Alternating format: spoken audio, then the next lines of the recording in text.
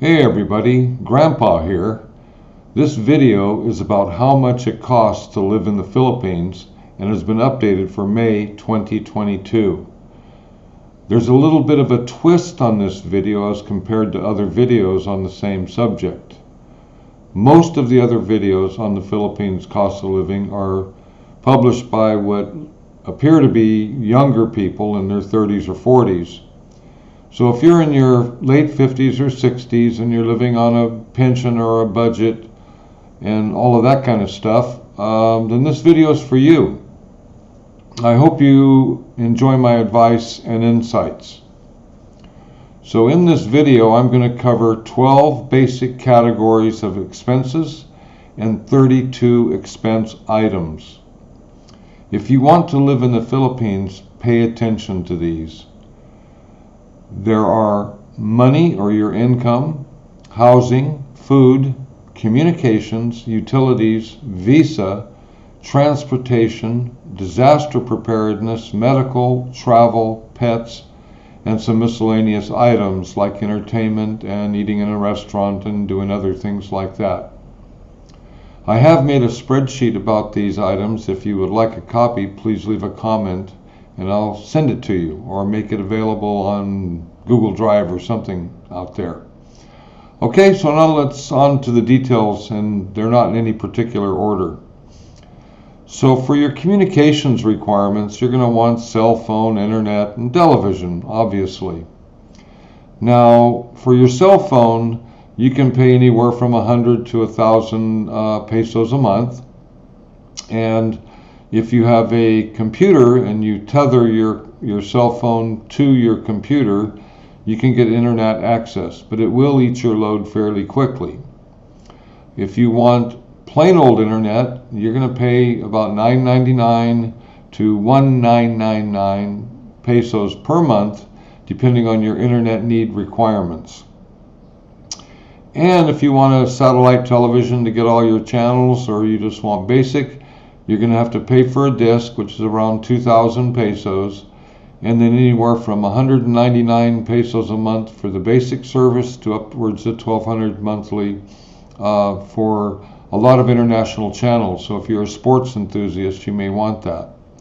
So for your communications costs, you're going to pay anywhere from 250 pesos to 4,200 pesos per month, which equates to $5 to $90 a month. So bear that in mind when you're looking at staying connected with the world.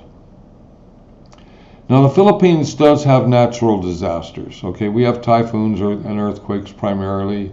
Some places have flooding. So I always recommend to people, keep 50,000 pesos aside. That's roughly $1,000. Just put it in your safe or hide it somewhere, but you never know when you may need that. So that's your Philippine disaster savings account in the Philippines. The other thing is supply issues. When there's a natural disaster, some things are hard to get. If it's flooding and baguios, sometimes rice gets ruined and things like that. So I recommend you have about $1,500 in addition to the other $1,000 in your supply for natural disaster, pandemic, or whatever may happen. Things you want to have are aspirin, bandages, iodine, food supply for at least a week, maybe two, including drinking water or purification system. And if you have a local pharmacy that will sell you antibiotics without a prescriptions, always have about 50 tablets in stock and make sure they don't expire. So this $1,500 is what you're only gonna do it once, but you're gonna maintain that stock. So you always have something in your place for that. Now let's talk about food. Food is a really big variable. You could be dining out. You could be buying your food at a big branded grocery store like Robinson or in the local market. And remember that your meats, chicken, pork, fish, and beef. So dining out generally is going to cost you about 500 pesos a head. And that doesn't include if you're a heavy beer drinker or something like that, you're going to pay more. I've got some price lists that I'll throw up on the screen, and you can see the price of food like for McDonald's and things like that. So have a look at those prices and you'll see what it's going to cost you, depending on how much of a fast food junkie you are, to spend on that kind of food. But if you're shopping frugally, okay, and when I mean frugally is you're going to buy your raw foods in the local market, you're going to stay out of the big markets. I generally say you're going to pay about $5 or 250 pesos per adult per day for your food items, and your children may be less. It really depends on your preferences. I know some expats that spend $1,000 a month on food because they just won't eat the local food. If you're on a budget and you want to maintain your cost of living here, I suggest you get used to the local food and buying in the local market. It's just as good as the big shops. It's just not all wrapped up in plastic and price tag and weight on everything, okay?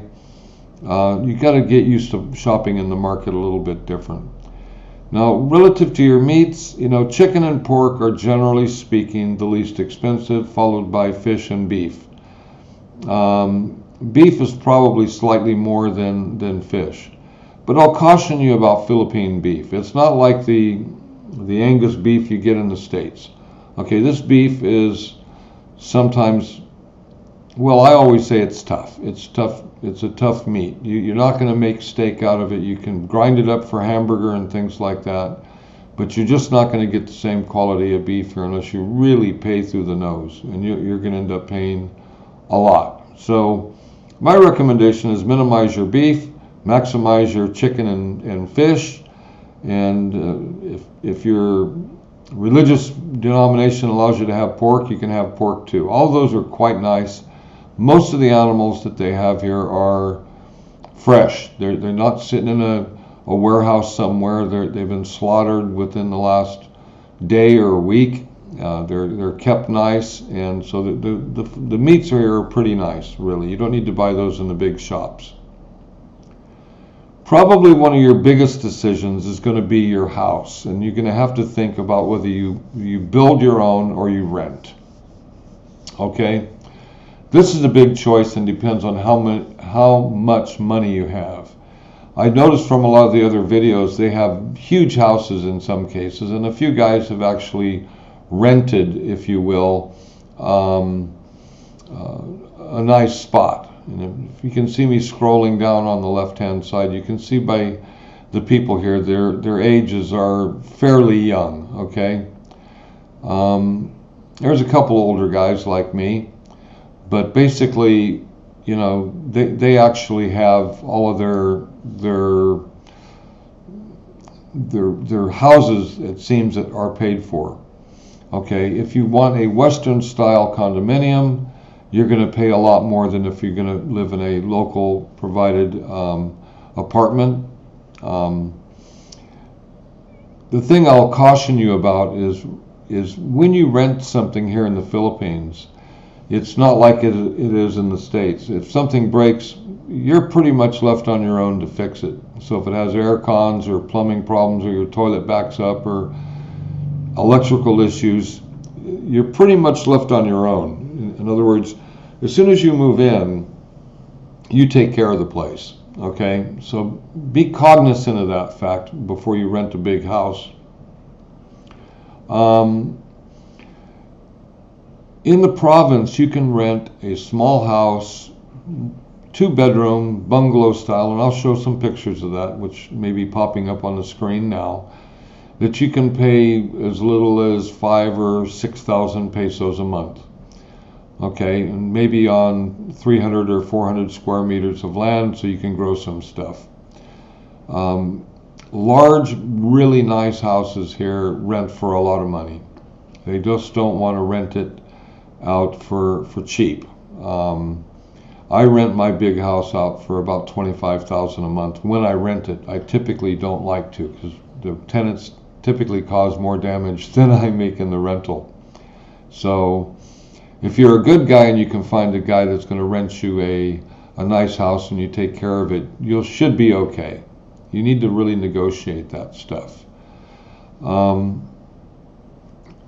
My recommendation is, once you found your girl, see the video on finding the girl, and when you find your location, see the video on where you find your location. You want to go there and rent something, and it really doesn't matter, because what you're really doing is going there to get your feet wet and get accustomed to the area that you're going to be living in. If it's your girlfriend, future wife's city, as I've mentioned before, it's a good idea to do that. Don't go to a completely different island and isolate her from her whole family, because the Philippines really enjoy their family life. So be careful about what you do with that. So that being said, you're going to factor in, if you rent, probably somewhere between $5,000 and $20,000 a month. The $20,000 is at the high end, generally speaking, and the $5,000 or less is in the province. Just remember, in high rent houses typically are in touristy and big city type areas, so all your costs are going to be up. So assuming that and the other thing about living in apartments here in the Philippines is Filipinos are a bit noisy, and that's just the way the country is. So you may not really like apartment life here if you're not used to a lot of noise and kids playing on the balcony, and there's common balconies, and kids ride their bikes and they play their video keys and all of that stuff. So you want to retire in peace and all that kind of stuff. You really need to consider renting a house in the province, or if you've got a sweetheart wife that you're going to marry, consider building a house. Okay? Now, if you're going to build your house and you're going to keep it small, because you don't need to build a big Western style house here. You're going to spend most of your time outside in the living room watching a bit of TV or sleeping. So you don't need a massive house. A nice 2-bedroom house with one toilet and a nice kitchen and dining room area with a fairly substantial balcony where you're going to sit outside and have a look around the beautiful country. You're going to pay somewhere around $20,000 to build that house, not including the price of the land. Depending where the land is, the land could cost, I would say about $7,000 to $12,000 for a 300 to 400 square meter plot of land on the road and close to easy electricity and easy access. I know some expats that have spent well over $100,000 building their house. And while that may sound like a good idea, at the end of the day, you don't really need a big house like that here. Smaller houses, if for some reason you decide to sell it, is pretty simple to sell. You build 100,000 or 5 million peso house here, very difficult to get your money out of that house. So once you throw that money into the house, it's yours. It's almost impossible to sell that big of a house, because most expats with that kind of money will actually come over here and build their own place in their location they want and to their own tastes. So just be warned about that. If you're building a house in a subdivision, which some of the guys do, the plots are more expensive. Housing building is about the same, but they all have a homeowners association. So be cognizant of the fact that there will be an ALCO. Even though you built your own house, there's going to be monthly payments for your homeowners association. Unless you've really got a ton of money, I recommend staying away from that. You don't need it here. The only time expats go there is when they want some kind of security guard or something to watch out for them. And don't forget about your property taxes if you own your own property. It could be as much as 3% a year. It just depends on how they assess the value of your property. The other thing is location. I've got a video on location, and quite frankly, if you're in the 50 to 60-year-old range, you want to be in the province. You've got everything you need here. and all your money's going to go a lot further. Hold on to your money. Don't waste it. You can build a house cheap, live rent-free, put your own deep well in, and then all you have to think about is your food, your electric bill, and whatever your other miscellaneous costs are. Now, I know I've got things in there about disasters, but I want to call something an emergency. And you have to ascertain to yourself how healthy you are. How many medications are you taking? A hospital stay here for a simple fracture or minor surgery will set you back about $1,000 by the time it's all said and done, which is, if you had to have the same thing done in the States, it'd probably be $10,000. So, and the doctors here are fine. Don't be worried about doctors. They're all doing quite nicely here. They're well trained, and they don't pretend to know something they don't know. They may talk to another friend that's an expert in something that you may have, and that's normal here. If you need a major surgery like heart surgery or something, again, it's much, much less expensive here in the Philippines than it is in the States, but you will have to go to a larger city. Here in Oriental Mindoro, where I live, I'd have to go to Calapan, which is about 75 kilometers away. Easy road, 4 lanes, 2 each way. And there's plenty of good doctors here in my local town that can stabilize you, and we have ambulances and things that can get you there and do all that kind of stuff. But if you're one of those kind of guys that are well overweight and you're worried about this kind of stuff, you need to try to maybe get yourself healthy a bit more, get a good physical checkup from your doctor to find out if you've got any underlying conditions where you really want to be in the States for your own peace of mind and all that kind of good stuff. So I know people that over here that caught COVID and they ended up being on a respirator for 2 weeks in the hospital, and it cost them about $30,000 US. So you don't want to catch COVID here. Now you can sign up for PhilHealth, which will reduce your costs 20-30%. So you may want to consider that. But that being said, and giving you that kind of advice, you need to make the determination how much money you want in your bank account to handle any kind of an emergency, which could include a flight back to the States, or there's great hospitals in Thailand as well. And not to say the Philippines doesn't have great hospitals. Me personally, if I needed heart surgery, I would go to Manila. I wouldn't fly out of the country or anything like that. So it's up to you to determine whether you want how much you need in your bank account in case you need to take drastic measures. I can give you more advice on that personally if you want. Now, maids, laundry services, and drivers are all cheap.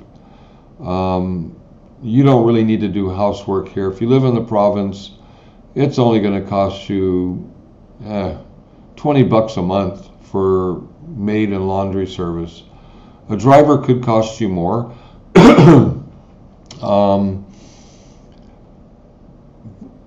But it's easy enough to drive here. If you're used to driving in America, you can drive here. Just be careful, especially if you're in the province. There's not the crazies, but Filipinos do kind of crazy things sometimes. They won't look and they cross the road, they'll turn in front of you. So you have to be very defensive. If you know how to ride a motorcycle, you'll be safe in a car.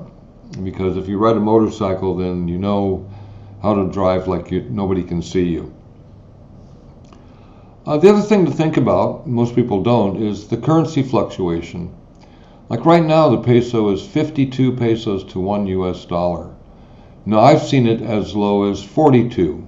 So that means if you're banking on how much money your dollar buys, you'll have lost 20% if it goes down that far. Now, it hasn't done that in a long time, but just be aware that if you come over here right now and you say, oh, I've got $1,000 pension and it's 52, I got 52,000 pesos a month, you're going to be quite happy. But you're going to be less happy if the currency fluctuation goes down. We're all happy when we get more pesos for the dollar, but remember, when that happens, And if you're going to fancy grocery stores and you're buying imported goods, remember that you're going to pay more for your imported goods. But if you stay local, buy local, you don't see as big a fluctuation. Pets, okay, you're used to feeding your pets, dog, cat, whatever your pet may be, custom dog and cat food. Here we feed our dogs leftovers, leftover rice, leftover everything except fish bones. They get all the leftovers. I don't buy them any special dog food or pet food. But if your pet's special to you and you need to buy pet food, a big bag of Purina dog chow, like, I don't know, where they about 25, 30 pounds. They're huge. You can put a kid inside of it and close the top. It's going to set you back about 1,500 pesos, or about $35. Okay, we all love our pets. So it's up to you how well you spoil them. If you got a pet and you want to bring it, be careful, because it's difficult to get accommodation in hotels when you have a pet. And there are some pet-friendly places, but be careful. And pets that come here from the States aren't converted into the Philippine style, so they may get ticks or other things that they don't have a natural immunity. One of the things that I noticed about expats coming over here is their transportation requirements. They come over here and they spend, my goodness, 2-3 million pesos on a Ford Raptor. Now, if you're living in the country, you don't need a car like that, honestly. And for that kind of money, you could buy the land and build your house. So I highly recommend against buying imported vehicles here. Live in the country, live simple. Now, if you're healthy enough, consider a motorcycle, or what they call a tricycle, which is a motorcycle with a sidecar plugged onto the side. Those are great. I drive those all over the place. I drive a little 125 Honda Click when I'm just myself, and I have another Honda with a sidecar that I use for that. And I've bought a what they call a multi-cab. It's a little tiny van type thing that are imported from Japan. They got a little 3-cylinder engine in it. And basically I use that just to carry all the feeds around, because I raise chickens and things like that. So those are only a couple 100,000 pesos as compared to millions. So really, really think twice about the type of vehicle that you need. You can get good value used cars here for much less. But just remember, if you're living in the province, that a lot of the services and warranty and things like that are not easily accessible. Now, if you have a used Mitsubishi or Toyota or Isuzu, perhaps, you have plenty of local mechanics that can fix and work on your car. But you get a Ford, a Chevrolet, a Porsche, forget it. You're taking it to the Big Island for any kind of maintenance. Okay, so minimize your vehicle costs. Really, I highly recommend that. Now, when you get here, you're going to want to take some trips. You're going to want to see the country. Okay, I've done that. I've been to not every island. There's so many of them. But I've been to all the substantial islands, to all the substantial touristy type places. And they're fun, okay? But what you'll find out in the Philippines is, aside from being in a different island, it's the same stuff in a different place. So if you need to do that, do it early. Take a look around, okay? But then, like me, I stayed in Mindoro, okay, and it's a nice, huge island. And I posted a video on all the nice things to see in Mindoro, tourist attractions, beaches, etc. So I found that, there's like about 90 of these things, all within 70 kilometers of me. And I find it's much more peaceful for me to be able to get in my vehicle or on a van or in a bus or a jeepney or whatever you want to take and go to my favorite spots. And then I'm an expert on those spots, and I know them, and I know which ones I like, and I know which ones I don't like. So my recommendation is, if you're gonna take if you want to see the country, see it early when you get here, and then forget about it, because every town and every city, if it's a big one, they're all the same. If it's a medium-sized one, they're all the same. If they're a small city in the province, they're all the same. They all have the same little shops, and they all sell the same kind of foods, and all of that kind of stuff. So become an expert on the island you live in. Not live in, live on. So now we have utilities, okay? Your basic utilities here are air conditioning, which is electric, car gas, drinking water, your electric bill, LPG gas, which is your cooking gas. Some places have trash and water services. Now, by far, your most expensive utility is going to be electric. And that all depends on how much electrical equipment you have in your apartment or in your house.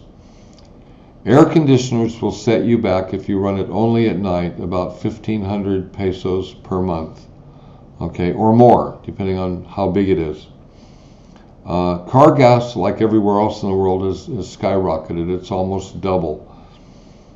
Drinking water is relatively cheap. You can get a 15-gallon jug of this water for 25 pesos, so it falls off in the noise factor. LPG gas has gone up. It used to be about 700, now it's 1,200 for a big tank of that. Trash here, unless you're living in a gated community or in the city, generally speaking, there may be some pickup depending on the size of your city, but most people burn it, okay? And because you burn it, stay away from packaging that is glass. You generally collect glass, and they don't generally collect tinfoil-y type packaging. So paper packaging is good. The water supply here is good. It rains here a lot. If you run a deep well with 40 feet down and buy a small filter system made in Germany or something like that, which will be about 3,000 pesos, you can make your own drinking water. It just comes right out of the tap perfectly fine. None of our families ever got sick on that. So utilities, be careful about that kind of stuff. I know an expat that built a big house, air conditionings in 3 bedrooms. He didn't put it in the living room because he was smart enough not to do that. But then he built a pool. His pool filtration and running costs and all that cost him 9,000 pesos a month, almost $200. And he barely uses it. You know, you've got plenty of creeks and beaches to go swimming. You know, if you need to build a pool, I would make one big enough to sit in to get cool and have your favorite beverage to drink in it. But you're not going to use it to swim laps or anything like that. Just a nice little pool that doesn't set you back a fortune. They also cost a couple million pesos to build. And not all places can build them because the groundwater table may only be a meter under the soil. So it could be difficult. Now there's many types of visas. Now generally speaking, there are 2 types. There's a type of visa you get when you fly here on arrival, and there's a type of visa that you have when you're married to a Filipina. If you're married to a Filipina, by virtue of you being married to her, you can get a visa. The first year you're probationary, and then the second year you can get a permanent visa and an alien certificate of registration card that will last 5 years. All you have to do is every year in January go down and register, and it costs you less than 500 pesos. If you're on a tourist visa, I can't remember how many times you can renew it, but you can fly into the country on a tourist visa. I think they give you 30 days. It's been a long time since I've done that. And then you can extend it 4, 5, or 6 times, whatever it is. And then you have to plan a visa run, meaning you have to fly out of the country for at least a day, fly back in, rinse and repeat, start another 6 months again. So if you're doing that kind of thing, you have to keep something in your budget for your flight every 5 or 6 months. I know people that have done that for 20 years because they didn't want to get married and they wanted to stay here, so they just keep doing it over and over and over again. I've posted in my playlist my recommendations on the visas that give you more details and perhaps more current. I don't really like to play around with the visa too much because I've got a permanent residency. And quite frankly, unless you have a ton of money, you want to come over here, you don't want to get married, then you want a special retirement visa, and there's pros and cons to that as well. Pretty easy to do, it's not a big deal, but considering you need to have about 20,000 US dollars in an account to get that, to me it's a lot cheaper just to do the rinse and repeat, fly in, fly out, and do a visa run. Anyway, I hope you enjoyed this different twist. But the final twist is if you are 50 to 60 or older and you're living on Social Security, hopefully you've got $50,000 or $60,000 in the bank. The golden formula to me is you don't want to spend your life alone. So you're going to come over here, you're going to find a girlfriend, you're going to get married. You're going to buy a piece of land close to her parents. You're going to build a small, frugal house there that is comfortable for you, not too big. You'll still have, by the time it's all said and done, if you've got $50,000 in the bank, you still have got $30,000 for reserve. You've got your Social Security coming in. So basically, I think a guy coming over here needs $1,200 a month Social Security. You can live quite nicely and you can even save a bit of money. And it really all depends on you. Do you travel? Do you eat out a lot? Do you drink? Do you go to bars and hang out with other expats? All of those things are going to eat into it. I know expats that came over here, went broke because they thought they could live like a king on $1,200 a month. 2 weeks into their pension, they're out of money. They bought steaks at the local pub house. They drank 10, 12 beers a night. And next thing you know, they're out of money. And their tails they don't even have enough money to fly home. Of course, you have to have an exit flight to come in the country on a tourist visa. You have to have a round trip. But they come over here thinking they can live every month. They come over here, they blow through their money, and they're out. Now, you guys are 50 and 60. Don't act like a kid. Come over here and do it right. And if you watch my channel, I hope to help you do it right. You can always contact me and I'll give you my own personal advice. I know a lot about this country and I wish you all the best in your retirement. Stay safe and stay strong. Grandpa out.